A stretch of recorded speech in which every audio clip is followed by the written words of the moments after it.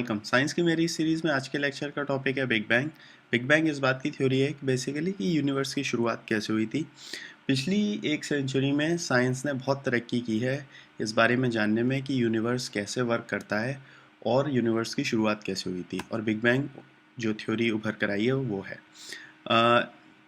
रात में जब आप सितारे देखते हो तो बहुत सारे सितारे दिखते हैं। इनफैक्ट ऐसा कहा जाता है कि अनगिनत तारे हैं आसमान में। लेकिन सच्चाई ये है कि कितनी भी डार्क नाइट हो, आप आसमान में 1000, 2000, 3000 से ज़्यादा सितारे नहीं देख सकते। इसका मतलब ये नहीं है कि आसमान में सितारे कम हैं। इनफैक्ट आसमान में जो है 10 की पावर 22 यानी कि 10 करोड़ करोड़ करोड़ सितारे हैं। ये सितारे क्या आसमान में रैंडमली स्कैटर्ड हैं जैसा देखने में लगता है? ऐसा नहीं है। ये सितारे जो है आसमान में रैंडमली स्कैटर्ड नहीं है, बल्कि सितारे जो हैं वो क्लस्टर्स में हैं। मतलब खूब सारे सितारे एक क्लस्टर में होंगे, फिर खूब सारी खाली स्पेस, फिर खूब सारे सितारे एक क्लस्टर में होंगे। इस तरह से स्कैटर्ड है और इन क्लस्टर्स को हम गैलेक्सीज कहते हैं। हमारा सितारा सूरज जो कि एक स्टार है, वो भी एक गैलेक्सी का पार्ट है जो कि है मिल्की वे। जो कि अगर आप किसी गांव में जाएं जहां लाइट पॉल्यूशन से दूर हो, या पहाड़ों में जाएं और वहां अगर आप देखेंगे तो एक वाइट बैंड दिखेगा जैसा कि इस फोटो में दिख रहा है, और वो हमारी गैलेक्सी है मिल्की वे। लेकिन हम ये सब कैसे जानते हैं? ये इसका काफ़ी सारा श्रेय जाता है एडविन हबल को, जिन्होंने ना कि ये दिखाया कि हमारी गैलेक्सी इकलौती गैलेक्सी नहीं है, और भी कई सारी गैलेक्सी हैं, और साथ ही साथ उन्होंने ये भी दिखाया है, कंप्यूट किया कि वो गैलेक्सीज कितनी दूर हैं, गैलेक्सीज का डिस्टेंस भी नापा। ये एडविन हबल की फ़ोटो है, और 1889 में एडविन हबल पैदा हुए थे, और 1925 में उन्होंने माउंट विल्सन में ऑब्जर्वेटरी थी वहाँ पर, और वहाँ पर उस समय सबसे बड़ा टेलीस्कोप था, वहाँ पर एज एन एस्ट्रोनॉमर ज्वाइन किया था। और एक चीज़ जिस पर उन्होंने काम किया था वो यही कि गैलेक्सीज़ का डिस्टेंस निकालें। लेकिन क्वेश्चन ये है कि how do you compute distance to a galaxy? आप कैसे घर में बैठे बैठे गैलेक्सी का डिस्टेंस निकालोगे? कैसे कोई निकालता है? तो उसका जवाब ये है कि पहले हम ये सीखते हैं कि पास वाले सितारों का डिस्टेंस हम कैसे निकालते हैं। हमारी गैलेक्सी में जो स्टार्स हैं, या फिर जो स्टार्स हमसे काफ़ी पास हैं, उनका डिस्टेंस हम निकालते हैं स्टार पैरेलैक्स की मदद से। इसकी बात हमने पहले भी एक लेक्चर में की थी। जब धरती सूरज का चक्कर लगाती है तो धरती जो है मतलब जो है चेंज होती है, और चेंज होने की वजह से जो स्टार है उसकी रिलेटिव पोजीशन बैकग्राउंड में चेंज होती हुई दिखेगी। मान लो आपका अंगूठा है, भाई पैरेलैक्स ये होता है कि कोई पास वाली चीज़ अगर आप मूव करते हो तो दूर वाली चीज़ के फ्रेम ऑफ रेफरेंस में पास वाली चीज़ मूव होती हुई दिखाई देती है। तो स्टार पैरेलैक्स की मदद से स्टार में कितना एपरेंट चेंज आया है धरती के ऑर्बिट में, उससे हम नियरेस्ट स्टार का डिस्टेंस निकाल सकते हैं। जितना पास होगा स्टार उतना ही उसका पैरेलैक्स होगा, जितना दूर होगा उतना ही कम होगा। इनफैक्ट जो तारे बहुत दूर होंगे, जो और गैलेक्सीज में होंगे, उनमें पैरेलैक्स नहीं दिखेगा इतना। इसकी मदद से हम दूर के सितारों का डिस्टेंस नहीं निकाल सकते। दूर के स्टार्स का डिस्टेंस निकालने के लिए हम इनडायरेक्ट टेक्निक निकालते हैं, और वो है कि वो कितना जगमग है आसमान में। किसी भी स्टार, आसमान में स्टार्स हैं, कोई बहुत ज़्यादा चमकता है, कोई कम चमकता है, तो उनका चमकना किस बात पर डिपेंड करेगा? एक ये है कि वो कितनी लाइट एमिट कर रहे हैं। जितनी ज़्यादा वो लाइट एमिट करेंगे, जैसे हम ल्यूमिनोसिटी कहते हैं, उतना ज़्यादा वो चमकेंगे। दूसरा ये है कि उनका डिस्टेंस कितना है। अगर वो ज़्यादा दूर होंगे तो उनकी ल्यूमिनोसिटी जो है, उनकी जो ब्राइटनेस दिखेगी वो कम दिखेगी, क्योंकि वो बहुत दूर हैं, है ना। तो जो ब्राइटनेस है किसी भी स्टार की, वो इन दो चीज़ों पर डिपेंड करती है। अब जो हमारी नियरेस्ट गैलेक्सी में स्टार हैं, उनका डिस्टेंस हमने निकाल लिया क्योंकि पैरेलैक्स है, और उनकी ब्राइटनेस कितनी है वो हम देख के बता सकते हैं। तो हम बता सकते हैं कि ल्यूमिनोसिटी कितनी है, कितनी लाइट वो स्टार एमिट करता है जो पास है हमारे। हम बता सकते हैं फॉर एग्जांपल कि सूरज कितनी लाइट एमिट करता है। लेकिन जो स्टार दूर हैं उनके बारे में हम क्या कह सकते हैं वो देखते हैं। देखो, ये साइंटिस्ट ने रियलाइज़ किया कि कुछ पर्टिकुलर स्टार्स जो होते हैं उनकी ल्यूमिनोसिटी हमेशा सेम होती है, मतलब वो उतनी ही लाइट एमिट करते हैं। तो ये अजम्पशन भी काइंड ऑफ रीजनेबल है मानना कि एस टाइप के स्टार अगर किसी और गैलेक्सी में होंगे तो वो भी सेम लाइट एमिट करेंगे। तो अगर हम ये मान लें कि जो बहुत दूर स्टार्स हैं और वो स्टार्स उतनी ही लाइट एमिट कर रहे हैं, तो हमें उनकी ल्यूमिनोसिटी पता है और हमें पता है कि वो कितना चमकते हैं, तो ये इनडायरेक्ट मेजर से हम उनका डिस्टेंस भी निकाल सकते हैं। एडविन हबल ने इस मेथड को लगाकर खूब सारे डिफरेंट स्टार्स का डिस्टेंस निकाला। और इनफैक्ट अगर तुम एक स्टार का डिस्टेंस निकालोगे, बहुत दूर है वो स्टार, उसका डिस्टेंस तुमने निकाल लिया, और फिर तुम उसके पास वाले एक और स्टार का डिस्टेंस निकालोगे, और वो अगर मान लो सेम आए, अगर खूब सारे स्टार्स जो आसपास हैं उनका डिस्टेंस अगर सेम आए, तो इसका मतलब क्या है कि वो जो है एक क्लस्टर में है। और मान लो एक आएगी, है ना, एक्स दूर, और कोई एक और स्टार एक्स दूर आए, तो वो क्लस्टर में है। फिर एक आए 2x दूर और उसके आसपास वाले स्टार्स भी 2x दूर हैं, तो वो एक और गैलेक्सी में है। तो ये जो डिस्टेंस होगा उन स्टार्स का, उन आसपास वाले स्टार्स का, वो उस गैलेक्सी का डिस्टेंस हो जाएगा। गैलेक्सी का डिस्टेंस इतना दूर होगा कि आसपास में स्टार्स का थोड़ा बहुत जो वेरिएशन होगा वो दैट विल नॉट मैटर, क्योंकि वो डिस्टेंस बहुत कम होगा कंपेयर टू जो यहाँ से उस गैलेक्सी का डिस्टेंस होगा। सोचो ये कितनी बड़ी इंटेलेक्चुअल लीप होगी। एडविन हबल ने इस मेथड को यूज़ करके 9 डिफरेंट गैलेक्सीज़ का डिस्टेंस निकाला था। और मैं बिलीव नहीं कर पाता कि इसने कितना दूर हमको ला दिया होगा। एक टाइम था सिर्फ 2000 साल पहले, जो कि अर्थ की मिलियंस और बिलियन ईयर्स की इवोल्यूशनरी साइकिल में कुछ भी नहीं होता। 2000 साल पहले एरिस्टोटल और टॉलमी सोचते थे कि धरती जो है, अर्थ जो यूनिवर्स का सेंटर है और उसके आगे सब चक्कर लगाता है। और अब हमारी अर्थ जो है एक बहुत ही ऑर्डिनरी प्लेनेट थी, जो कि एक बहुत ही ऑर्डिनरी स्टार का चक्कर लगा रही थी। जो ऑर्डिनरी स्टार एक बहुत ही ऑर्डिनरी गैलेक्सी मिल्की वे का पार्ट था। और ऐसी इकलौती गैलेक्सी नहीं थी, ऐसी बहुत सारी बिलियंस ऑफ गैलेक्सीज हैं। लेकिन यहीं पर कहानी ख़त्म नहीं हो जाती। एक और बहुत ही इंटरेस्टिंग बात जो जो एडविन हबल ने नोट की, वो हम बात करते हैं उसकी। जब तुम किसी भी स्टार से आने वाली लाइट को देखते हो और उसे प्रिज्म से पास करते हो, न्यूटन ने दिखाया था कि तुम वाइट लाइट को प्रिज्म से पास करते हो तो उसका स्पेक्ट्रम बन जाता है विबग्योर। वायलेट से लेकर रेड तक ऑप्टिकल स्पेक्ट्रम होता है। तो तुम स्टार्स से आने वाली लाइट भी उनका स्पेक्ट्रम निकाल सकते हो। लेकिन स्टार्स में क्या होगा कि कुछ सर्टेन एलिमेंट्स होंगे। मान लो एक स्टार में हाइड्रोजन एटम है और मान लो वो जो है वायलेट ग्रीन लाइट एब्जॉर्ब कर लेता है, ठीक है। तो तुम जब स्पेक्ट्रम देखोगे तो पाओगे कि ग्रीन लाइट बहुत कम है, ग्रीन लाइट में काला काला आ रहा है। तो इन ऑब्जर्वेशन पैटर्न से तुम ये भी निकाल सकते हो कि भाई उस स्टार में कौन से केमिकल एलिमेंट्स हो सकते हैं, उसका कंपोजिशन कैसा है। और जब खूब सारे स्टार्स का, एक गैलेक्सी के सारे स्टार्स का तुम स्पेक्ट्रम देखोगे तो तुम पाओगे कि भाई पूरा स्पेक्ट्रम है, लेकिन कहीं कहीं पर एब्जॉर्प्शन लाइन्स आ रही हैं, क्योंकि उस गैलेक्सी में कुछ सितारे हैं जो पर्टिकुलर लाल कलर एब्जॉर्ब कर लेते हैं, कुछ येलो कलर एब्जॉर्ब कर लेते हैं, so on and so fourth. Edwin Hubble ने 2 पर्टिकुलर पैटर्न लिए। एक अपनी गैलेक्सी में रेड शिफ्टेड पैटर्न गैलेक्सी के स्पेक्ट्रम लिया, और एक और गैलेक्सी का पैटर्न लिया। दिखने में वो बिल्कुल एक जैसे थे, बस इतना था कि जो दूसरी गैलेक्सी का पैटर्न था वो थोड़ा सा रेड शिफ्टेड था, थोड़ा सा रेड शिफ्टेड। एब्जॉर्प्शन पैटर्न एकदम सेम से थे, लेकिन लाइंस थोड़ी सी लाल कलर की तरफ शिफ्टेड थी। इसका क्या मतलब है, ये समझने के लिए हमें बात करनी पड़ेगी डॉपलर इफेक्ट की। क्रिश्चियन डॉपलर, जो कि 1803 में पैदा हुए थे, उनके नाम पर डॉपलर इफेक्ट दिया जाता है। डॉपलर इफेक्ट बेसिकली ये होता है, और हम इसे रोज़मर्रा आम जिंदगी में भी सोचते हैं। जब मान लो ट्रेन आ रही हो, तो आते समय उसकी ट्रेन बहुत हाई फ्रीक्वेंसी पे होती है और जाते समय लो फ्रीक्वेंसी पे हाँ, हाई फ्रीक्वेंसी पे होती है और जाते समय लो फ्रीक्वेंसी पे होती है। और इसी तरह साउंड वेव्स में ये फिनोमिना होता है। भाई होता यह है कि मान लो कोई गाड़ी चलते हुए आ रही है, तो एक तरह विजुलाइज करने का, जो कि इस एनिमेशन में दिखाया है कि गाड़ी चलते हुए आ रही है, तो जो वेव वो एमिट कर रही है और तुम ऑब्जर्वर हो, मान लो तो ये गाड़ी चलते हुए आ रही है, तो जो वेव, एपरेंट वेव तुम्हें दिखेगी, उसकी वेवलेंथ छोटी होगी। वेवलेंथ छोटी होगी मतलब फ्रीक्वेंसी बड़ी होगी। ये एक रफ तरीका है एक्सप्लेन करने का। लाइट में भी यही फिनोमिनन होता है। अगर कोई लाइट सोर्स मान लो येलो कलर की लाइट एमिट करता है, और अगर वो तुम्हारी तरफ आएगा, तो जो एपरेंट वेव लेंथ तुम्हें दिखेगी, वो वेव जो होगी वो हायर फ्रीक्वेंसी पर होगी। और इसी तरह अगर वो लाइट सोर्स पीछे जा रहा होगा, तो जो वेव होगी वो लोअर फ्रीक्वेंसी पे होगी।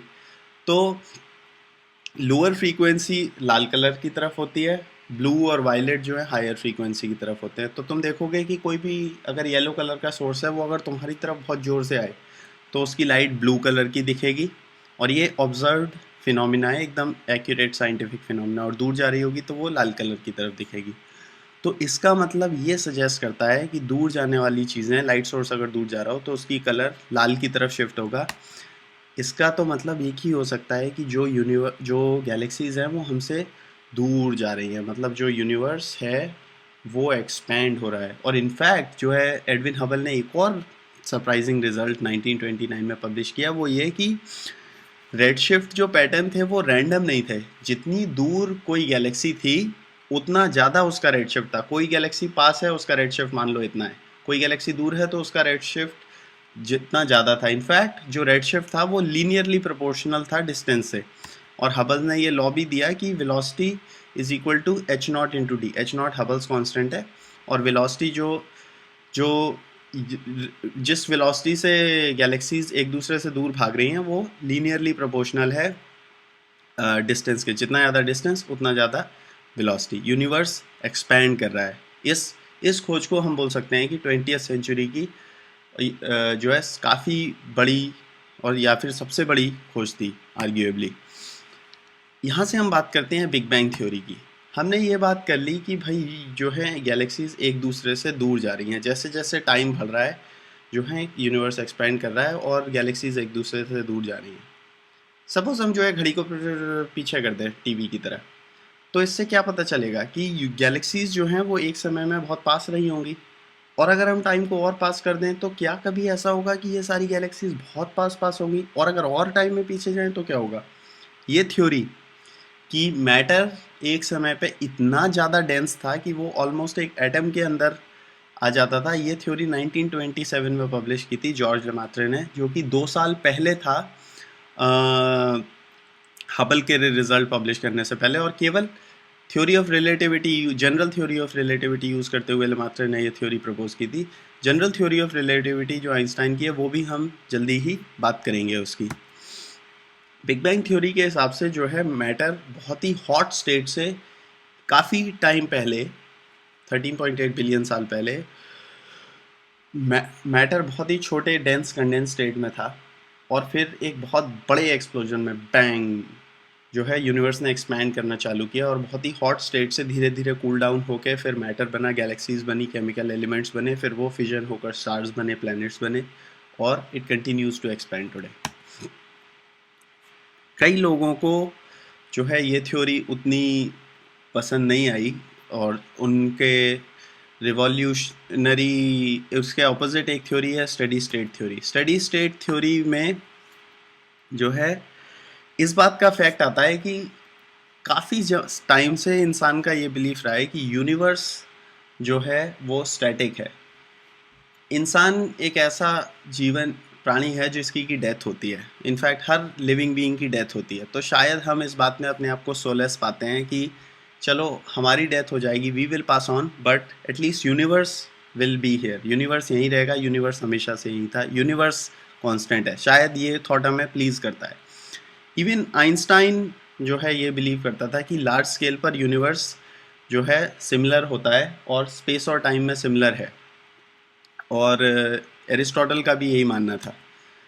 स्टडी स्टेट थ्योरी ये कहती है कि बिग बैंग थ्योरी की ऑपोजिट होती है, और वो ये कहती है कि मैटर जो है वो जैसे जैसे मैटर एक्सपैंड करता है वैसे वैसे सेंटर्स में और मैटर बनता जाता है, और जो यूनिवर्स है वो लार्ज स्केल पर एक जैसा दिखता है जो है टाइम में भी और स्पेस में भी। यानी कि अगर आप यूनिवर्स में कहीं भी किसी भी समय जाएं, चाहे आज से 1000 साल पहले, चाहे मिलियन साल पहले या मिलियन साल बाद, या फिर आप यूनिवर्स में कहीं भी हो, चाहे धरती पे हो चाहे किसी और गैलेक्सी में हो, इससे मैटर नहीं करेगा। अगर आप कहीं भी ऑब्जर्वेशन लेंगे किसी और स्टार की तो यूनिवर्स लार्ज स्केल पर एक जैसा दिखाई देगा। ये स्टडी स्टेट थ्योरी है, और इनफैक्ट कोई ऐसा जेनेसिस नहीं हुआ था, कोई 13.8 बिलियन साल पहले स्टार्ट नहीं हुआ था, हमेशा से है इन्फिनिट टाइम पहले से, और इन्फिनिट टाइम तक रहेगा। ये स्टडी स्टेट थ्योरी है। लेकिन क्वेश्चन ये है कि कौन सी थ्योरी हम में से माने। आंसर ये है कि हम साइंटिस्ट हैं, हमें साइंटिफिक वे यूज़ करना चाहिए। और साइंटिफिक वे क्या है कोई भी अच्छी साइंटिफिक थ्योरी वो होती है जो कि डेफिनेट प्रेडिक्शन दे, जिनको कि तुम ऑब्जर्वेशन से फॉल्सिफाई कर सको। मैं पहले भी बात की थी कि एस्ट्रोलॉजी जो है ज्योतिष विद्या इसीलिए साइंस नहीं है। क्यों? क्योंकि तुम उसे उस वो कोई डेफिनेट प्रेडिक्शन नहीं देती, और अगर डेफिनेट प्रेडिक्शन देगी तो उसे फॉल्सिफाई किया जा सकता है ऑब्जर्वेशन से।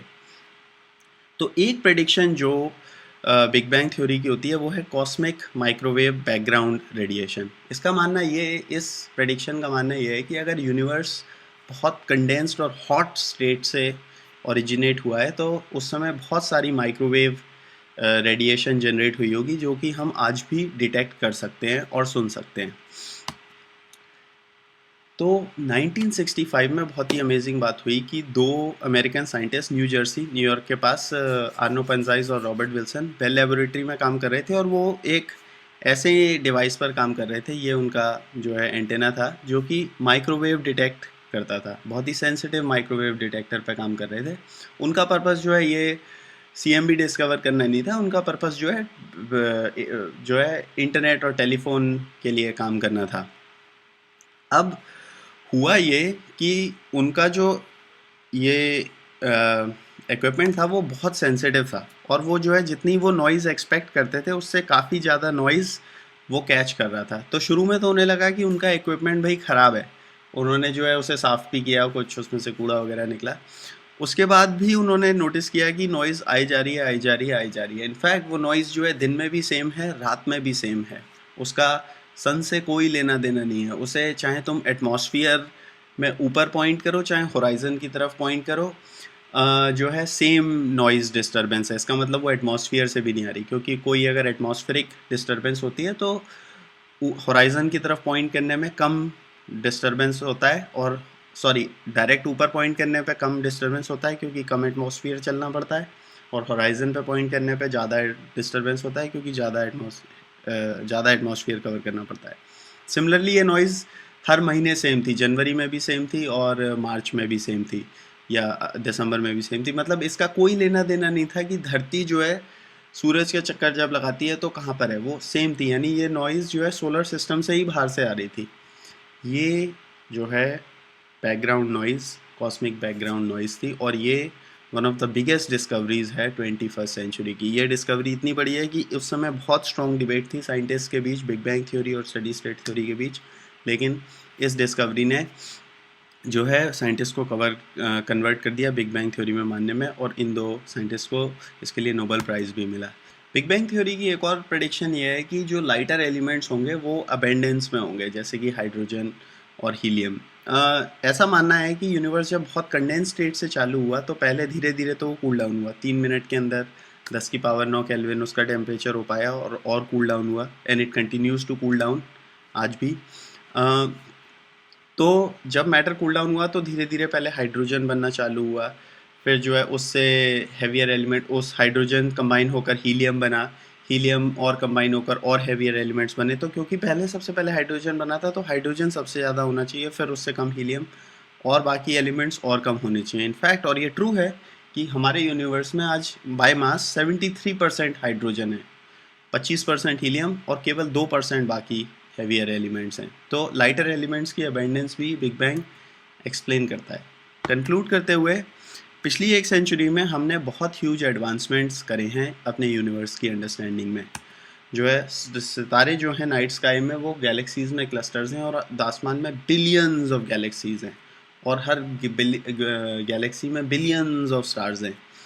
और जो यूनिवर्स है वो एक्सपैंड कर रहा है, और इट कंटिन्यूज़ टू एक्सपैंड। और 13.8 साल पहले यूनिवर्स की शुरुआत हुई थी बिग बैंग में। इनफैक्ट सितंबर 25, 2012 को नासा ने ये इमेज रिलीज़ करी थी जो कि स्पेस में हमारा सबसे दूर का व्यू है आज तक, और ये बहुत ही छोटे पोर्शन में है, मतलब चंद्रमा से भी छोटे पोर्शन ऑफ स्पेस में। हबल टेलीस्कोप को बहुत देर तक रखा गया था तो ये इमेज मिली थी, जिसे कि एक्सट्रीम डीप फील्ड इमेज कहते हैं। इसमें तुम देख सकते हो गैलेक्सीज बिलियंस ऑफ साल पुरानी।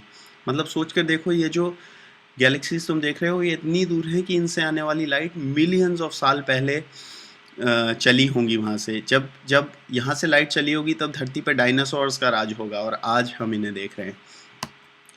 एनीवेज, अगर यूनिवर्स की शुरुआत हुई थी, इस पर हम विचार करते हैं, तो ये भी क्वेश्चन बनता है कि क्या यूनिवर्स का भी कभी एंड होगा। साइंटिफिक बिलीफ इस पर यह है कि हाँ, यूनिवर्स का भी एंड होगा, और यूनिवर्स का एंड होगा बिग फ्रीज में। Universe continues to cool down, और जो है जो टेम्परेचर होगा वो एब्सोल्युटली एसिम्प्टोटिकली ज़ीरो की तरफ जा रहा है।